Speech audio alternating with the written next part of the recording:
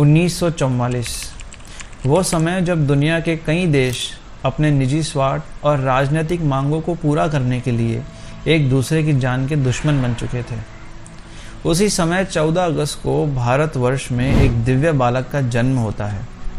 तब किसी को पता नहीं था कि आगे जाकर ये बालक पूरे विश्व की आध्यात्मिक धरोहर को हिला कर रख देगा।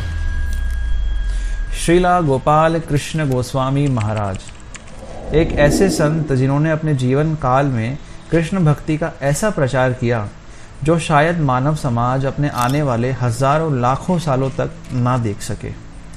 इन्होंने न केवल दिल्ली में 18 भव्य मंदिर का निर्माण करवाया, बल्कि रशिया, चाइना और पाकिस्तान जैसे नास्तिक और हिंदू धर्म विरोधी मानसिकता वाले देशों में भी निर्भयता से प्रचार किया।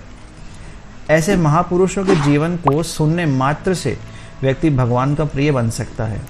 इसलिए इस वीडियो को अंत तक देखें।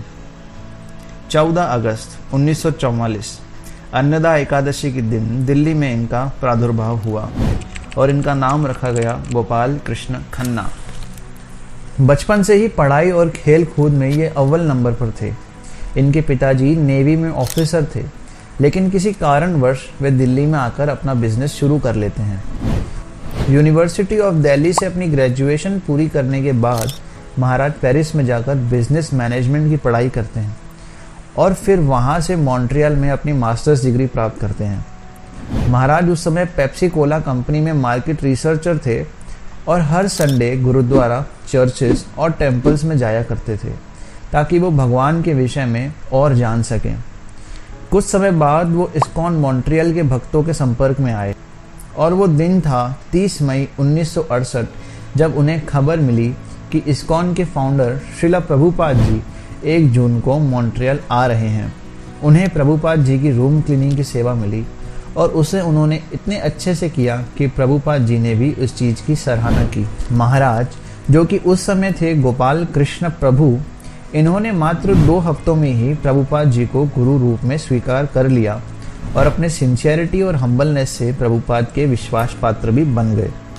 27 मई 1969 में प्रभुपाद जी से दीक्षा प्राप्त कर इनका नाम हो गया गोपाल कृष्ण दास। आगे चलकर गोपाल कृष्ण प्रभु के माता पिता उनके इस्कॉन से जुड़ने से काफ़ी ज़्यादा चिंतित हो गए और प्रभुपाद जी को लेटर लिखने लगे कि उनके बेटे को वे छोड़ दें। फिर प्रभुपाद जी की आज्ञा से महाराज एक अमेरिकन लड़की से शादी करते हैं, लेकिन कुछ ही समय बाद उनके मंदिर में ज़्यादा समय बिताने के कारण उनकी पत्नी उन्हें छोड़ देती हैं। उनकी सेवाओं, निष्ठा और एकेडमिक क्वालिटीज़ को देखकर प्रभुपाद जी उन्हें इंडिया का GBC बना देते हैं, जिसे गवर्निंग बॉडी कमीशन कहा जाता है। इस पोस्ट के व्यक्ति को इस्कॉन के मेजर डिसीजन लेने का राइट मिल जाता है। अब प्रचार आगे बढ़ाने के लिए 1981 में उन्होंने संन्यास आश्रम स्वीकार कर लिया और बन गए श्रीला गोपाल कृष्ण गोस्वामी महाराज। इन्होंने दिल्ली में कई मंदिरों की स्थापना की, लेकिन उनमें सबसे प्रमुख है राधा पार्थसारथी मंदिर। यह मंदिर कैसे स्थापित हुआ, आइए संक्षेप में जानते हैं। दिल्ली में मंदिर बनाना इतना सरल भी ना था, क्योंकि उस समय के राजनेता हिंदू मंदिरों को बनवाने के लिए इतना सहयोग में नहीं थे। उस समय की अर्बन ऑफिसर मिनिस्टर एक मुस्लिम महिला थी जो कि लैंड के लिए परमिशन नहीं दे रही थी। महाराज घंटों घंटों उनके ऑफिस के बाहर बिता देते थे, लेकिन फिर भी उन्हें कोई भी पॉजिटिव रिस्पॉन्स नहीं मिलता था। फिर कुछ समय बाद उस महिला ने परेशान होकर महाराज को तिहाड़ जेल के सामने एक लैंड देने का वादा किया, लेकिन महाराज ने उस लोकेशन को रिजेक्ट कर दिया। फिर बाद में साउथ दिल्ली में महाराज को एक गोवर्धन नाम की हिल दिखाई गई, जो कि महाराज को काफ़ी पसंद आई, लेकिन उस लैंड के लिए भी इस महिला ने महाराज को परमिशन नहीं दी। क्योंकि वो महिला मुस्लिम थी, इसलिए महाराज ने मुंबई से एक प्रीमियम कुरान मंगाकर उसको गिफ्ट करी, लेकिन फिर भी उस महिला ने उस लैंड के लिए अप्रूवल नहीं दिया। एक समय की बात है, मेरठ में इलेक्शन के लिए रैली चल रही थी। महाराज वहाँ भी उस महिला को मिलने के लिए पहुँच गए। वह महिला रैली में थी और अपने असिस्टेंट से पूछने लगी कि ये लोग यहाँ पर क्यों आए हैं। तब उन्होंने जवाब दिया कि ये लैंड का अप्रूवल चाहते हैं। तब उस महिला ने महाराज की डिटर्मिनेशन और निष्ठा को देखते हुए उनको साइन करके लैंड अप्रूव कर ही दिया। अब लैंड तो मिल गया, लेकिन जो लैंड थी वो प्लेन नहीं थी। वो हाउस होल्ड एरिया में एक हिल था। अगर लैंड को सीधा करने के लिए डायनामाइट का उपयोग भी किया जाए तो आसपास के घर वाले ये करने ना देते। तो अब केवल एक ही रास्ता था कि पर्वत के ऊपर ही मंदिर की स्थापना की जाए, और ये कार्य इतना सरल भी ना था। इसके लिए एक एक्सपर्ट आर्किटेक्ट की ज़रूरत थी जो कि इस कार्य को अच्छे से कर सके। फिर कुछ समय बाद अपनी जानकारी लगाने के बाद महाराज को पता चला कि एक A.P. करविंदे नाम के आर्किटेक्ट हैं जो कि पद्मश्री अवार्ड से भी विभूषित हैं। ये इस कार्य को निपुणता से कर सकते हैं। तो फिर A.P. करविंदे जी को बुलाया गया और उन्हें पूरा प्रोजेक्ट समझाया गया। लेकिन जब उन्होंने इस चीज़ का पूरे ढंग से एनालाइज किया तब उन्हें पता लगा कि ये कार्य बहुत मुश्किल है, और A.P. करविंदे जी ने इसको रिजेक्ट कर दिया। अब सब भक्त लोग निराश हो गए, लेकिन महाराज का उत्साह बिल्कुल भी कम नहीं हुआ। महाराज ने दुनिया के विभिन्न देशों से भक्तों को बुलवाया, अमेरिका से, अफ्रीका से, पाकिस्तान से, चाइना से। तो इस प्रकार से अलग अलग शरीरधारी भक्तों को बुलाकर A.P. करविंदे जी के घर पर सब लोग पहुंच गए। अलग अलग रंग और रूप वाले भक्तों को देखकर A.P. करविंदे जी काफ़ी आश्चर्य से खुश हुए, और A.P. करविंदे जी ने सभी भक्तों को अंदर बुलाया। महाराज उनके लिए एक भागवतम का सेट काफ़ी सजा कर लेके गए थे, जिसके बाद पूरे दिन महाराज ने A.P. करविंदे जी को भागवतम की शिक्षाओं के बारे में बताया।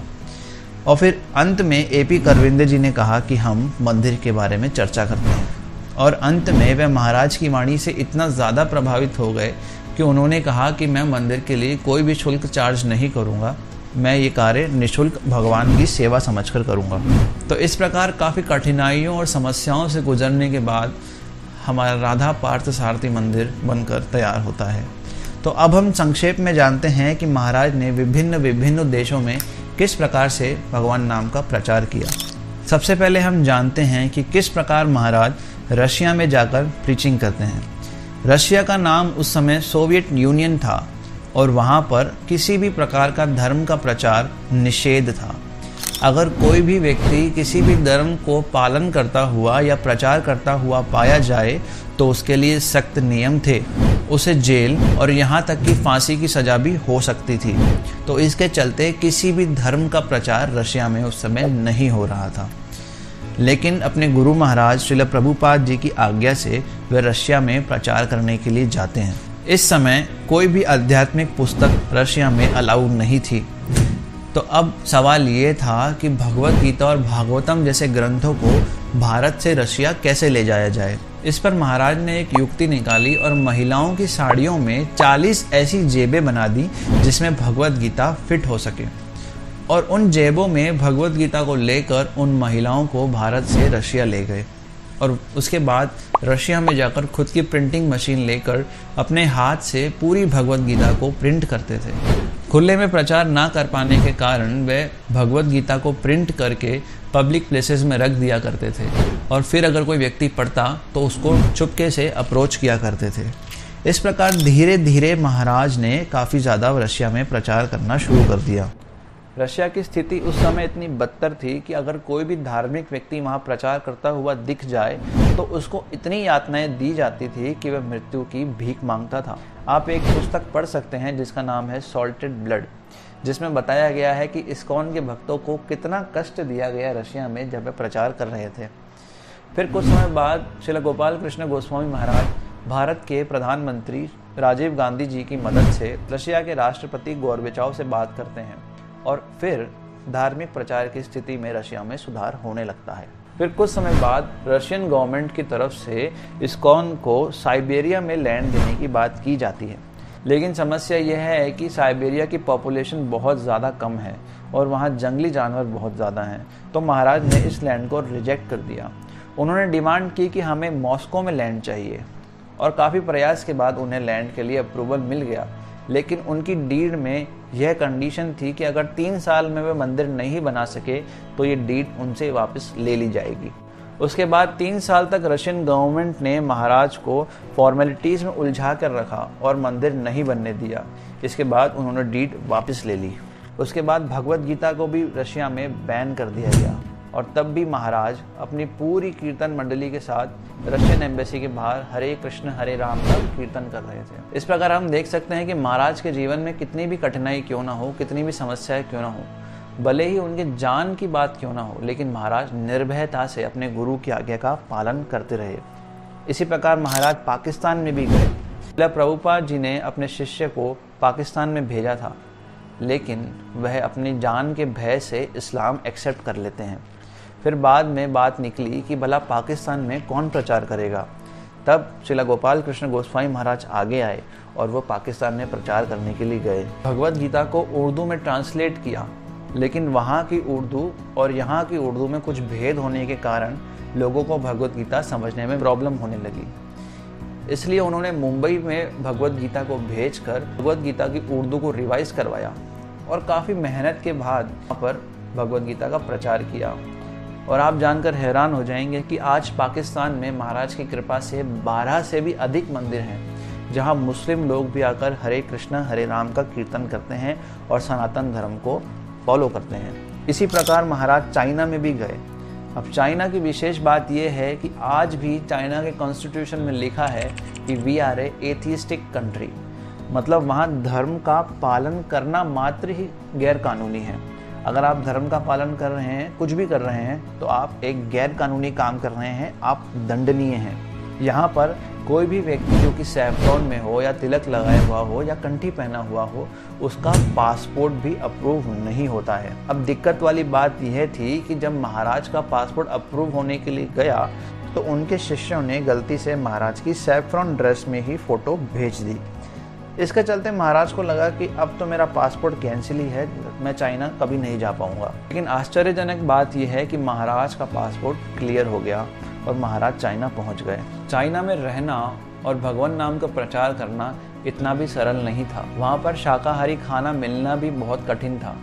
इन सब कठिनाइयों के बीच जहाँ सरकार भी धर्म के विरुद्ध है, जहाँ के लोग शाकाहारी और मांसाहारी में भेद तक नहीं जानते, उन व्यक्तियों को प्याज लहसुन छुड़वाकर भगवान की भक्ति में लगाना ये एक बहुत बड़ा काम था। आज महाराज की कृपा से हजारों हजारों भक्त चाइना जैसे देश में भी वैष्णव धर्म का पालन कर रहे हैं और शुद्ध शाकाहारी भोजन भगवान को भोग लगाकर भगवान का नाम जप करते हुए पा रहे हैं। तो इससे हम देखते हैं कि गोपाल कृष्ण गोस्वामी महाराज जी भगवान के नित्य परिकर थे, जो इस जगत में उनकी कीर्ति का गुणगान करने आए थे और हम जैसे जीवात्माओं को एक मौका देने आए थे कि हम उनकी शरण ले सकें, भगवान की शरण ले सकें और अपना जीवन सार्थक कर सकें। तो ऐसे ही और वीडियोस के लिए चैनल को सब्सक्राइब कीजिए, वीडियो को लाइक कीजिए और शेयर कीजिए, ताकि ज़्यादा से ज़्यादा लोग इन महान आत्मा के गुणगान को सुन सकें। हरे कृष्णा। श्रील गोपाल कृष्ण गोस्वामी महाराज की जय।